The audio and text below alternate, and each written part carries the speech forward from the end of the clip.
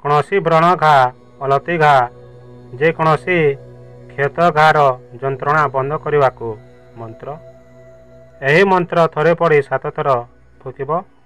ଏହିପରି 3 ଥର ବା 5 ଥର ଫୁଙ୍କିବ। ଯେତେ ଯନ୍ତ୍ରଣା ହେଉନା କାହିଁକି 3-4 ଘଣ୍ଟାରେ ବନ୍ଦ ହୋଇଯିବ।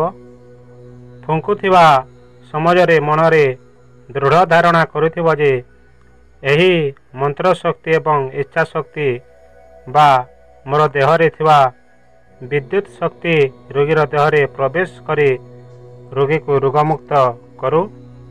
ଏହିଭଳି ମନରେ ଦୃଢ଼ ଧାରଣା ରଖି ଏହି ମନ୍ତ୍ର ପ୍ରୟୋଗ କରିବ। ଯାଦୁମାନେ